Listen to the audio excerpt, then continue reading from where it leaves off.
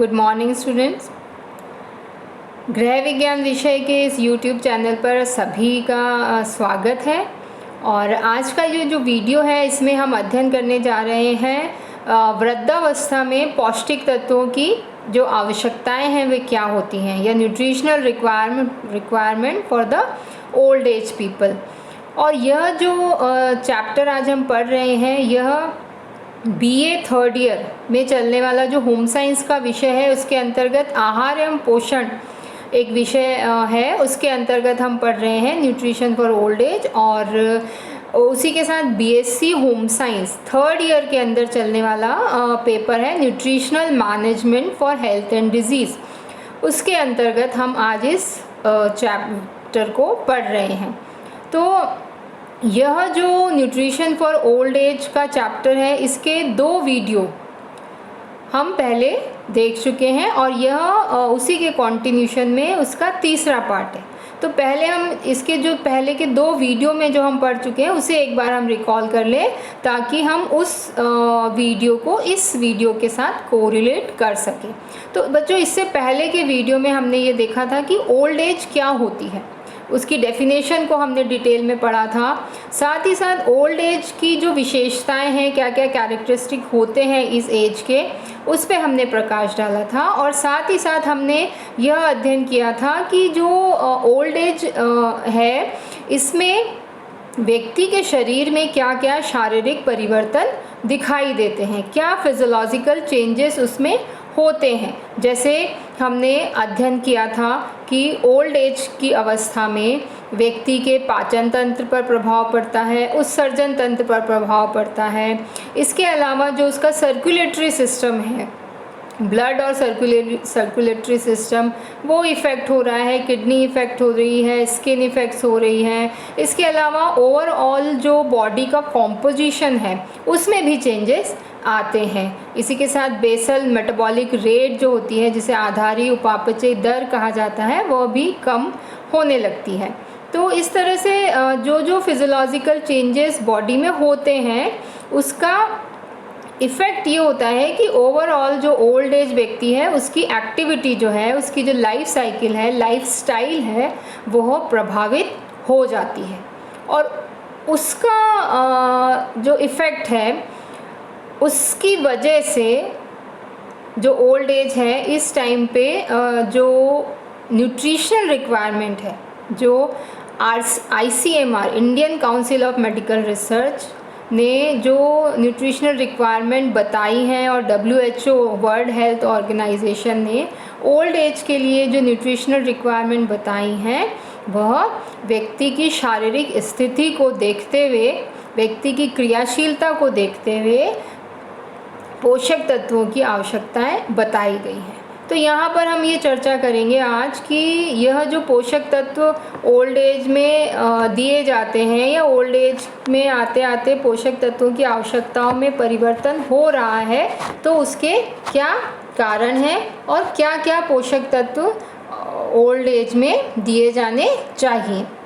तो पहले तो हम ये बात करें, जब हम पोषण की बात करते हैं तो पोषण जो होता है यह हर स्टेज के लिए, चाहे वो शैशवावस्था है, चाहे बाल्यावस्था, किशोरावस्था, वयस्कावस्था और वृद्धावस्था, हमारी लाइफ साइकिल की ये मुख्य स्टेजेस होती हैं। और हर स्टेज में न्यूट्रिशन जो है वह अपना एक बहुत ही इम्पॉर्टेंट रोल प्ले करता है। और जब हम ओल्ड एज की बात करते हैं, वृद्धावस्था में जो ये न्यूट्रिशन है वो जो है इस स्टेज में, जैसा कि हमने पहले के वीडियो में पढ़ा था कि क्योंकि बहुत सारे इंटरनल ऑर्गन जो है वो इफ़ेक्ट हो रहे हैं, साथ ही साथ जो इम्यून सिस्टम है ओल्ड एज व्यक्ति का वो धीरे धीरे वीक होने लग जाता है, जिसकी वजह से बीमारियां होने की जो संभावनाएं हैं वो इस अवस्था में बढ़ जाती हैं। तो जो न्यूट्रिशन है, पोषण है, वह क्या करता है कि इस स्टेज में, जो एजिंग वाली स्टेज है, यहाँ पर वह बीमारियों को रोकने में और बीमारियां अगर हो गई हैं तो उनके ट्रीटमेंट में भी हेल्प करता है। क्योंकि बहुत सारी बीमारियां ऐसी होती हैं जो उचित मात्रा में भोजन और उचित पोषक तत्व अगर प्रदान किया जाए तो उन बीमारियों को कुछ हद तक रोका जा सकता है, उनका प्रिवेंशन किया जा सकता है, क्योर किया जा सकता है। फॉर एग्ज़ाम्पल जैसे डायबिटीज़ होती है, तो जो डायबिटीज़ है, आजकल की जो लाइफस्टाइल हो गई है व्यक्तियों की, इतना ज़्यादा स्ट्रेस है, फिज़िकल एक्टिविटी इस स्टेज में आते आते कम भी हो जाती है, और साथ ही साथ जो स्ट्रेस है, इसके अलावा अगर हेरिडिटी में डायबिटीज़ थी तो उसकी वजह से जो ये वाली स्टेज है, यहाँ पर डायबिटीज़ होने की संभावनाएं बढ़ जाती हैं। तो उस स्थिति में अगर प्रॉपर फूड और प्रॉपर न्यूट्रिशन व्यक्ति को प्रदान किया जाता है तो इस तरह की डिजीज़ेस के जो बुरे प्रभाव होने वाले हैं, एडवर्स जो इफ़ेक्ट होने वाले हैं, उनको रोका जा सकता है। डिज़ीज़ को ख़त्म नहीं किया जा सकता, बट न्यूट्रिशन के द्वारा और फूड के द्वारा उसे कंट्रोल किया जा सकता है। तो इस प्रकार जो ओल्ड एज है, यहाँ पर एक बैलेंस डाइट जो होती है वो बहुत ही इम्पॉर्टेंट रोल प्ले करती है ओल्ड एज पीपल के लिए, क्योंकि ओल्ड एज में हमने ये पढ़ा कि जो उसका डाइजेस्टिव सिस्टम है वो थोड़ा वीक हो जाता है। जैसे कि अगर हम मुंह से ही प्रारंभ करते हैं तो लार कम मात्रा में स्रावित होती है, और साथ ही साथ जब हम स्टमक में फूड प्रवेश करता है तो स्टमक में जो गैस्ट्रिक जूस है वो कम मात्रा में स्रावित हो रहा है। और इसी के साथ जो पाचक एंजाइम है, जिनके बारे में हम पिछले वीडियो में पढ़ा है कि पाचक एंजाइम जो पेनक्रियाज से स्रावित हो रहे हैं, बाइल जूस जो लीवर में बन रहा है और गॉल ब्लैडर में एकत्रित होता है, तो ये सारे जो रासायनिक हैं, एंजाइम्स हैं, ये थोड़ी कम मात्रा में स्रावित होते हैं। और साथ ही साथ जो पाचन नली है, उस पाचन नली की जो क्रमाकुंचन गति है, जिसे पेरिस्टाल्टिक मूवमेंट बोलते हैं, वह भी कम हो जाता है। तो ओवरऑल इफ़ेक्ट ये होता है कि जो ओल्ड एज का व्यक्ति है उसमें डाइजेशन की प्रॉब्लम देखी जाती है, डाइजेशन प्रॉपर नहीं होता, और इसकी वजह से कॉन्स्टिपेशन की जो समस्याएं हैं वो ओल्ड एज में हो जाती हैं। तो इस टाइम पर अगर एक बैलेंस डाइट ओल्ड एज व्यक्ति को दी जाती है, और साथ ही साथ वो जो डाइट है वो उस व्यक्ति की शारीरिक आवश्यकताओं के अनुरूप है, अर्थात आवश्यकताओं के अनुरूप का मतलब है कि जब हम डाइट प्लान कर रहे हैं ओल्ड एज व्यक्ति के लिए, तो वो डाइट जो होती है वो बहुत हार्ड नहीं होनी चाहिए, सॉफ्ट डाइट हमें उसको देनी है, क्योंकि मुंह के अंदर दांतों की समस्याएं भी उत्पन्न हो जाती हैं। इस स्टेज में आते आते दांत या तो गिरने लग जाते हैं या फिर नकली दांत मुंह में लगाए जाते हैं, जिससे चूइंग की प्रॉब्लम है। तो सॉफ्ट डाइट देनी है, साथ ही साथ बहुत ज़्यादा हैवी डाइट नहीं देनी। हैवी डाइट का मतलब होता है बहुत कैलोरी रिच और बहुत फैटी फूड नहीं देना है, क्योंकि वो डाइजेशन उसका नहीं होगा।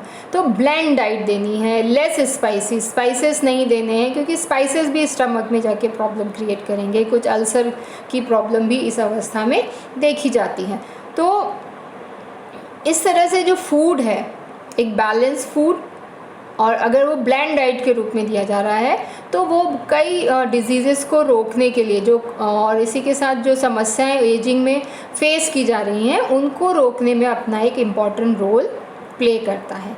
इसी के साथ न्यूट्रिशनल रिक्वायरमेंट्स जो होती हैं उसको और कई फैक्टर्स भी इफ़ेक्ट कर रहे हैं, जैसे किस तरह का फूड उसको दिया जाएगा, किस तरह का फूड इनटेक किया जाना है, उसको प्रभावित करने के लिए कई फैक्टर्स हैं, जैसे पुअर इनकम फॉर एग्जांपल। अब पुअर इनकम में अगर इनकम को देखा जाए तो 3 कैटेगरीज बना दी जाती हैं, higher group, medium group, middle group और लोअर इनकम ग्रुप। तो अगर इनकम व्यक्ति की कम हो गई है इस समय, तो इस स्थिति में जो फूड प्राप्त होगा व्यक्ति को वो एक बैलेंस फॉर्म में नहीं हो पाता है।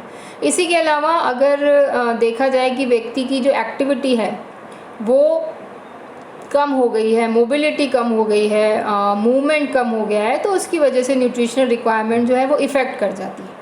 जो एक एडल्ट एज में जितनी रिक्वायरमेंट थी उतनी इस एज में नहीं होती है। इसके अलावा रिक्वायरमेंट इफ़ेक्ट हो रही है, इसके लिए और भी फैक्टर रिस्पॉन्सिबल हैं, जैसे इस टाइम पर जो ओल्ड एज का पीपल है वो थोड़ा डिप्रेशन में कई बार हो जाता है, उसका जो बिहेवियर है उसके स्वभाव में काफ़ी चेंजेस हो जाते हैं, थोड़ा जिद्दी और क्रोधी प्रवृत्ति का हो जाता है। तो इसका जो इफ़ेक्ट है वो सारा इफ़ेक्ट व्यक्ति के स्वास्थ्य पर पड़ता है, और उसका स्वास्थ्य पर पड़ता है तो इसका सीधा सीधा प्रभाव उसके शारीरिक क्रियाओं पर भी पड़ता है।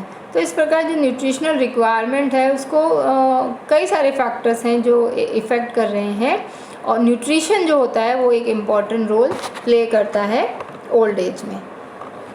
इसके अलावा अब हम बात करते हैं कि जितने भी न्यूट्रिएंट्स हम पढ़ते हैं तो उसमें हम यहाँ पर एक एक न्यूट्रिएंट को डिस्कस करेंगे। सबसे पहले हम बात करते हैं एनर्जी की।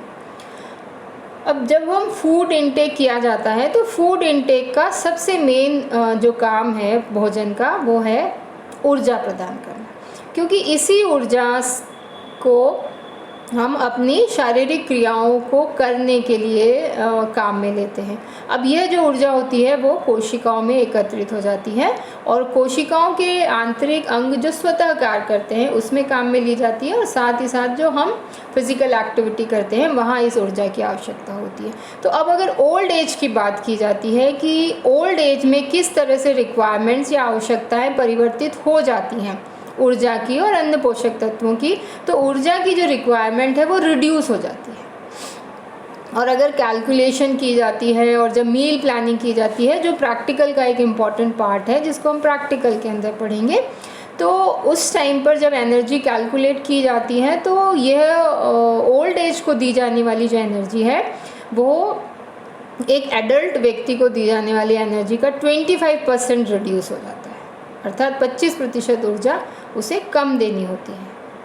उसके कई कारण हैं। फिज़िकल एक्टिविटी जो है वो रिड्यूस हो गई है, इसलिए एनर्जी का एक्सपेंडिचर जो है वो कम हो जाता है। तो एक्सपेंडिचर अगर कम है तो एनर्जी का इंटेक भी कम हो जाता है। इसी के साथ ओल्ड एज जो है, जैसा हमने इसकी शारीरिक परिवर्तन जो होते हैं उसके अंदर पढ़ा था कि ओल्ड एज में बेसल मेटाबॉलिक रेट, आधारी उपापचय दर जो होती है वो लगभग 15 से 20% तक कम हो जाती है। तो अगर बेसल मेटाबॉलिक रेट कम हो रही है तो भी एनर्जी की रिक्वायरमेंट जो है बॉडी में वो रिड्यूस हो जाती है। इसी के साथ बॉडी के अंदर जो है फैटी टिश्यूज़ जो है वो इंक्रीज़ होने लग जाते हैं, और बॉडी का जो मसल्स मास है, जो एक एडल्ट में मसल मास होता है और जो ओल्ड एज में होता है, ओल्ड एज में मसल मास रिड्यूस हो रहा है। तो जब मसल मास रिड्यूस होता है तो उसकी वजह से एनर्जी की जो आवश्यकता है बॉडी को वो कम हो जाती है। इसी के साथ कई सारे जो एक्टिव टिश्यूज़ बॉडी के अंदर हैं वो भी कम होने लग जाते हैं। तो इसका जो रीज़न है वो ये होता है कि ओल्ड एज में जो क्या होता है कि जो विघटनात्मक क्रियाएं हैं, डीजनरेटिव एक्शंस जो होते हैं वो तो ज़्यादा होते हैं, और निर्माणात्मक क्रियाएं जो होती हैं वो कम होती हैं। तो इसके कारण ओवरऑल ऊर्जा की जो आवश्यकता है वो कम हो जाती है। और जैसा कि आप यहाँ देख रहे हैं टेबल में कुछ वैल्यूज़ दी हुई हैं, ये WHO द्वारा बताई गई हैं। और जैसे मेल व्यक्ति है, यहाँ जो वैल्यू दी गई है वो है कि एक वृद्ध व्यक्ति जो 60 किलो का है, एज 60 ईयर, और उसका वेट भी औसत वेट बताया गया है 60 kg। तो 60 kg का जो ओल्ड एज व्यक्ति है और वो सेडेंट्री वर्कर है, साधारण क्रियाशील है, उसको 1883 किलो कैलोरी की आवश्यकता होती है प्रतिदिन। तो जब डाइट प्लान की जाएगी तो इतनी कैलोरी उसे प्रतिदिन प्राप्त होनी चाहिए। और अगर वहीं यह ओल्ड एज व्यक्ति मॉडरेट एक्टिव है, मॉडरेट मतलब मध्यम क्रियाशील है, तो थोड़ी सी ऊर्जा की आवश्यकता बढ़ जाएगी और वो 2216 किलो कैलोरी की आवश्यकता होती है। उसी तरह से फीमेल में अगर देखा जाए तो फीमेल 60 ईयर की जो फीमेल होती हैं उनका एक एवरेज बॉडी वेट जो है वो 55 kg मान के चलते हैं, और 55 kg के हिसाब से जो ऊर्जा की आवश्यकता है वो 1706 किलो कैलोरी आवश्यकता होती है सामान्य क्रियाशील ओल्ड एज विमेन के। और वहीं जो मॉडरेट ओल्ड एज विमेन है, मध्यम क्रियाशील अगर वो है, तो उसको 2007 किलो कैलोरी की आवश्यकता होती है। तो फूड जो है वो इस तरह से प्लान किया जाता है, मील प्लानिंग इस तरह से की जाती है कि उन्हें प्रतिदिन इस अमाउंट की कैलोरी प्राप्त हो सके। अब यह जो टेबल आपको दिखाई दे रही है इसमें बॉडी वेट के अकॉर्डिंग, क्योंकि ज़रूरी नहीं है व्यक्ति 60 किलो का ही हो, डिफरेंट बॉडी वेट के अकॉर्डिंग डिफरेंट रिक्वायरमेंट बताई गई हैं। 60 ईयर से मोर देन 60 ईयर का इंडियन मैन जो है उसके लिए जो आवश्यकताएं बताई गई हैं, ये आवश्यकताएं जो हैं ये WHO द्वारा बताई गई हैं। और इसमें आप जैसा टेबल में आप देख रहे हैं 45 किलो वज़न का अगर ओल्ड एज व्यक्ति है तो आप देखिए इसमें सेडेंट्री वर्कर जो होता है, साधारण क्रियाशील जो है, उसे 1590 किलो कैलोरी की आवश्यकता होती है। और जैसे जैसे वेट इंक्रीज़ होता जा रहा है तो आप देखेंगे टेबल में कि ऊर्जा की आवश्यकताएं बढ़ती जा रही हैं। एक तो क्रियाशीलता के आधार पर ऊर्जा की आवश्यकता में परिवर्तन हो रहा है और साथ ही साथ जैसे जैसे बॉडी का वेट बढ़ता जा रहा है, एवरेज बॉडी वेट बढ़ रहा है, उस हिसाब से ऊर्जा की आवश्यकताओं में परिवर्तन देखा जा रहा है।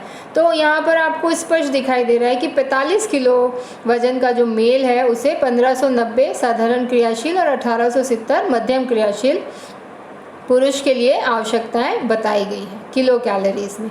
अब हम आगे बढ़ते हैं। 50 किलो बॉडी वेट का अगर ओल्ड एज व्यक्ति है तो उसे साधारण क्रियाशील ओल्ड एज व्यक्ति को 1688 किलो कैलोरी ऊर्जा चाहिए। वहीं सामान्य क्रियाशील जो ओल्ड एज व्यक्ति है उन्हें 1985 किलो कैलोरी की आवश्यकता है।